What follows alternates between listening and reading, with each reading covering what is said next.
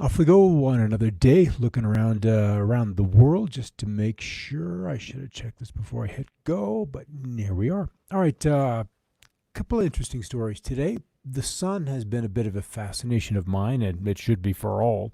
Goodness knows that the ancients worshipped it, and I kind of want to say that they probably understood the greater magnitude of its importance, other than just warming us up every day and sustaining all life on this planet through its endless piranha. It's kind of like the only place where there are no shadows is up in that direction. But we've launched a series of satellites up there, and we're kind of making discoveries here and again. But we'll start with that in just a moment. But we'll get to the sun. It's kind of a curious feature of what we got going on. All right, we'll start in Australia, where we're looking at another couple of dry days. It's crazy how the geography of that continent keeps so much of the potential moisture, the rainfall, from getting towards the inland, and no wonder they call it the outback, because it's truly kind of brutal in its ability to sustain and hold life. All right, the numbers on last week's snowstorm says they really got hit in New South Wales at those higher elevations. Remember, it is the middle of the winter down under, and it certainly delivered for those New South Wales resorts. The snow depth at Spencer's Creek in NSW was 90.2 centimeters today, and it's a 56 centimeter improvement. Remember, 100 centimeters is a meter, or about 39 inches. So you could take 40 inches and then divide that. So 56% of 40 inches would give you how much snow arrived in that location. Out of the second tweet, two maximum wave heights also reached upwards of 11.5 meters. So that's 55 foot. So massive hazardous surf warnings were in place across that area.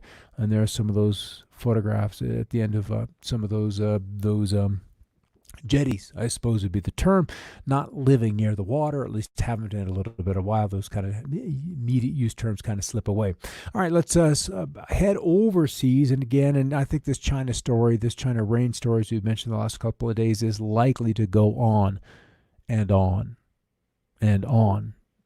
Because if you've ever been through a flood, you know that when the water finally recedes and you can see the mud and the silt that have deposited on your property, on your floor, whether it's basement, first floor, second floor, that's really when the work begins. At this stage of the flood, we're just trying to get out of the way. We're just trying to stay alive. And these Chinese villagers plea for help as the flooding worsens, as the authorities have, let breaches go. And we saw that in Nebraska with the Army Corps of Engineers, not this previous winter, but the one before, in the winter of 18 and 19, in the spring of 19, where they had to breach the levees. They had to let go. The stress had to come out of the system, and so they chose to flood certain locations, and that was the case over here yet again today. Yeah, 55-foot wave, Karen. That'd whack you good if you were in the wrong place. So they're just pleading for help. And with that kind of a population and with the virus going around, they're just really kind of between a rock and a hard place. The highway before and after the heavy rains in southwest China's province, where they have suffered some of the most deepest flooding, are just kind of unprecedented. As you can see, the roadways before, and there's the road sign, and here we are after. So these typical, what we would term evacuation routes, means of transportation here and there, simply do not exist for these citizens. There's nowhere for them to go because there's no way to move. So it is city after city after city along all of these tributaries, along some of the smaller rivers as well as the large ones, that they're just kind of hemmed on in. And then questions begin to emerge about where the whereabouts of the leadership has been, because we've seen little to no, when we have a disaster, the president gets up there, we address the nation, this is what we're going to do, da da da da da. It's a whole song and dance, but we just haven't seen that from the Chinese leadership thus far.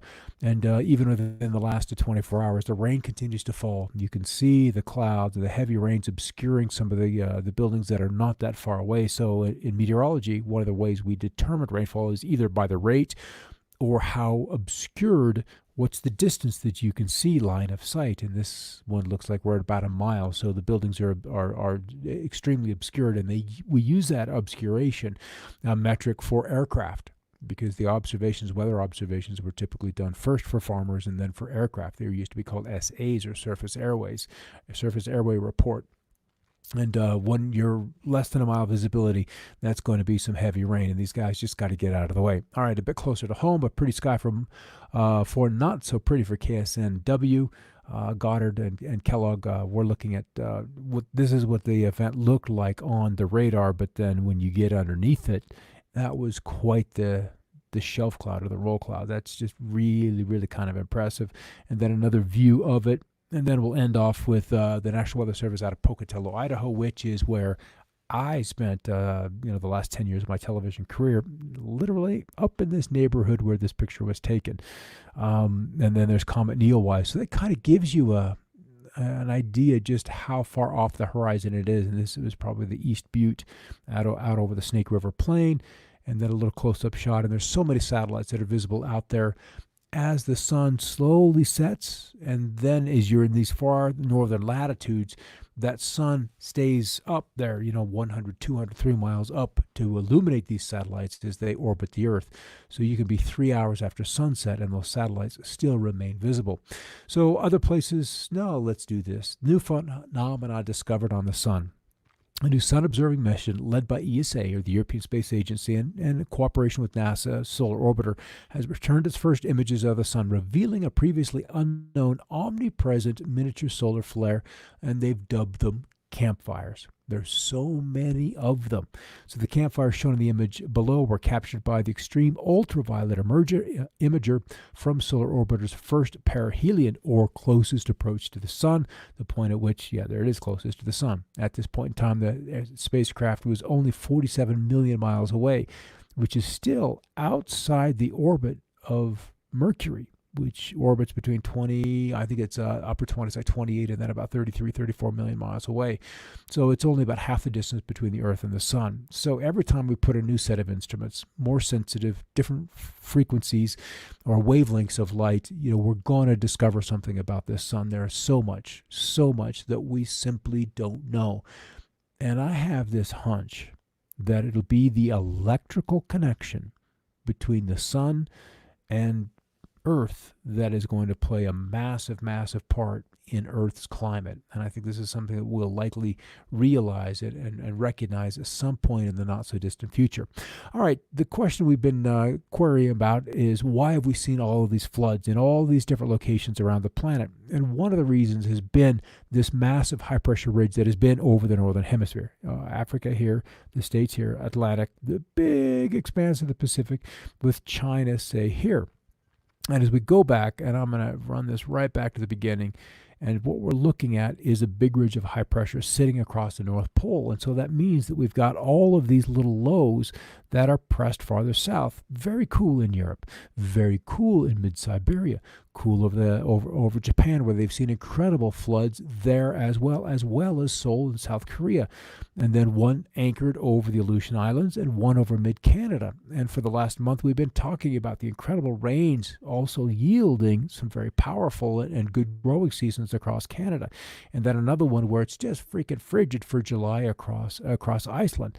But as we begin to see over the next 2 weeks, this very anomalous high kind of weaken up, and once it eventually is absorbed or just dissipates and then is kind of drawn off to the south, we see that these deeper lows begin to relax. They retreat northward. So I would anticipate that as we head towards the latter 5 days to 7 days of July, we'll begin to see a portion of these flooding events begin to readjust. Maybe it'll shift to Europe. Maybe it'll shift to the middle part of the United States where it has been so dry. But nonetheless, what happens in these far northern latitudes directly has an impact on weather down below. Yeah, the sun's kind of beautiful, Karen. I know you've kind of been without some climate control. Yeah, it makes the sun almost intolerable where you can't control what goes on inside your place. All right, temperatures across the states, warm through the south. The heat is beginning to return to the northwest where 90s are kind of widespread.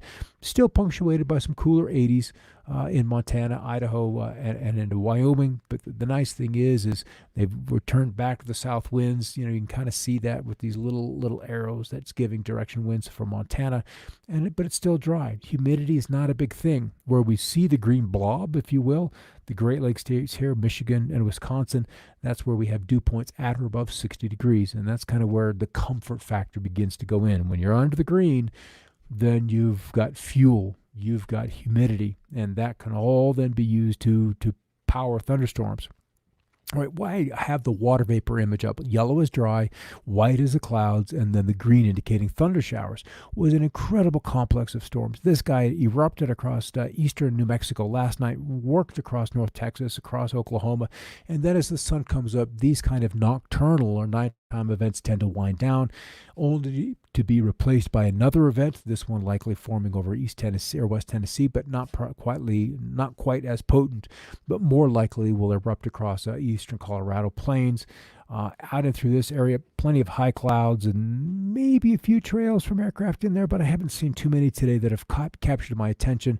But this certainly keeps things on the cool side. But what I did want to bring up was some very beneficial rains across the Texas and Oklahoma high plains last night, between an inch and a half to far more widespread 1/2 to 1 inch totals, and that really alleviating some of the drought conditions that have really taken hold in those spots. And national radar images, we've got the southwestern states still under the gun with some typical summer monsoonal storms. It's exactly what you would expect.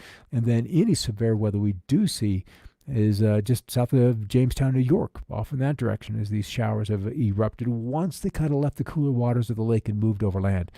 And in fact, I thought I saw a story, and I might be misrecalling, is that some Lake Erie was running about 71 degrees. So it's one of the warmer readings for Lake Erie we have seen in quite some time. There's the showers in the Four Corners area. Also, deep thunderstorms rolling across Alexandria, Louisiana. They've just left New Orleans. They were there just before noon. But what I wanted to talk about, I'm not live. People responding to you? Yeah. They're not seeing you. Yeah, I'm here. Karen's got me. Okay. So, I mean, it looks like there's only one individual, at least on StreamYard. So just had a note from the side, and should be a Metadime. I'm not a Success Secrets. That's interesting. How did that happen? Curious. Okay. All right. So I'm in the Metadime channel, just so you know, Donnie. Okay. And then where we have seen an increase in the showers, or the yellow would indicate where we've kind of dried up. And that is kind of widespread. Northern Colorado, western Nebraska, into portions of southern Nevada. I wonder if I can add a channel. Why isn't there?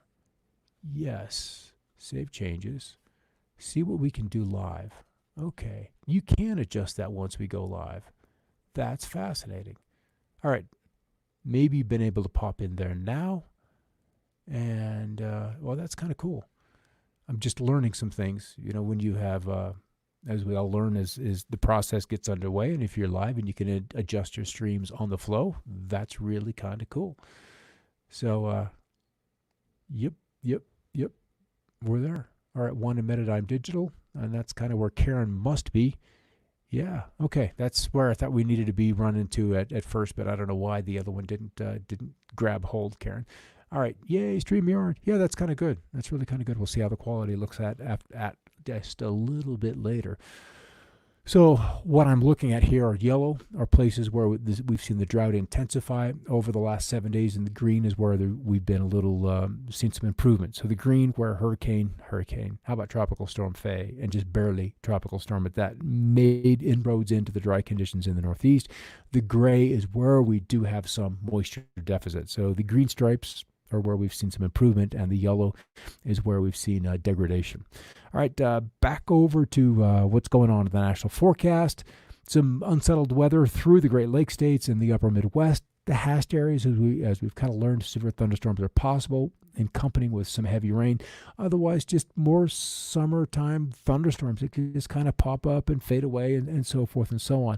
And as we move out over from today through tomorrow, So severe weather, probably the upper Midwest yet tomorrow, with some upper level energy just kind of rages on through and then progressive to the Great Lakes.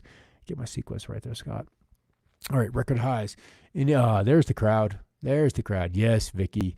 Metadime. And what I learned, Vic, is that you can actually adjust which streams are hot during the show. I didn't believe that you could actually disconnect from a channel and then reconnect to other already previously connected sites. So that is really kind of cool. Good to know. Very good to know. Okay, record highs for today. Just one was anticipated, and that's in western North Carolina. I don't know who BRCN is actually. Is the four-letter or the airport identifier. And then the hot weather returns to the high plains of Texas, with Amarillo running at about 102 tomorrow, and Dalhart at 103. So very, very warm in that direction. Saturday, some record heat, and possibly LBF. That's Scottsbluff, Nebraska. Or is that great? Yeah, 103 in the high plains of Nebraska. So that's crazy hot. And then even into Sunday, the heat begins to shift a little bit farther to the east. So Boston at 95, Binghamton, New York at 90 degrees, Dulles Airport at 98. So these are some of the anticipated highs as we move through the week. So as we started off the show, which apparently some of you did not see, and maybe I'll pop back and go through that again, is that we've got our hot high. It kind of comes into place. It remains across the southern U.S. So really, it's status quo. What we have is what we're going to get, with continued showers and thunder showers through the southern and central Rockies. So a little bit of monsoon relief. And then as we really, really, really push the model out about 10 days, the high tries to reform out across California and Nevada, which is typically over the last 10 years or so is where it has liked to stay, or even a little bit farther west. And what that does is then it allows for a northerly flow and then up aloft, and then the moisture to come in and cut it underneath it. And that can usually bring us, quite a bit of moisture during the summertime monsoon season. But as far as total precip, let's see if we can roll that out here. Yes, let's roll to the 16th as we reset the browser, because, if you leave a browser open for too long, you can end up with let's just say reduced system resources. So wet in the east, and then these Mexican mountains, the Sierra Madre, 10, 12, 14, 15, 16 inches worth of rain. And this is completely without any tropical influence outside of just the easterlies and that humidity and just the daytime thunderstorms just turning over. And then some heavier rains as we move into central and northern Canada. Again, that's not so bad. Terrifying. California rescue. Let's see, where are we, Robin? I was in one in California. Terrifying. I was rescuing dogs as they were flushed in by the street. The water was hip deep. Yes, very, very. Flooding is scary. Drought, you can turn on the hose. Typically, at least in the States, you can. But when you're flooding, there's really the water's going to go to the lowest spot, and it's going to move, and there's really nothing you can do. You can try to dig trenches, you can sandbag, but with the kind of water, the flooding that we were seeing back here, it was just literally stunning. One day's worth of rain, just incredible. The Chinese leadership tends to be missing, and then these cities, as the water just keeps rising, and it doesn't look like we're going to see a lot of relief from this for at least another 7 days. So instance after instance, and it's not just one river that's flooding. That's the scary thing, is it is the whole network of drainage coming off the higher train of China and then off into the East China Sea. It just keeps rising. When you've got water, the soils are saturated, there's just nowhere to go except down. It just goes down. All right, guys, good to see you there. Glad I found you. Glad you found me. It kind of works both ways. So, and water is, it is a destroyer, and it is a sustainer of life. It's the thing that tears down mountains. It's the thing that sustains the plants that also tear down the elements and the mountains. It is necessary. It's incredibly necessary for life. And when we're doing space exploration, the only thing they're really looking for is water. Because if there's water there, there's life, at least as we know it. And that's always what we're looking for, is we're looking for something that we can relate to as explorers. That's just kind of the basic reason why we go out there looking. All right, guys, thanks for stopping by. And yeah, that won't happen again. That won't happen again. All right, guys, take care. We'll see you tomorrow. Same time, same bad channel. Catch you then.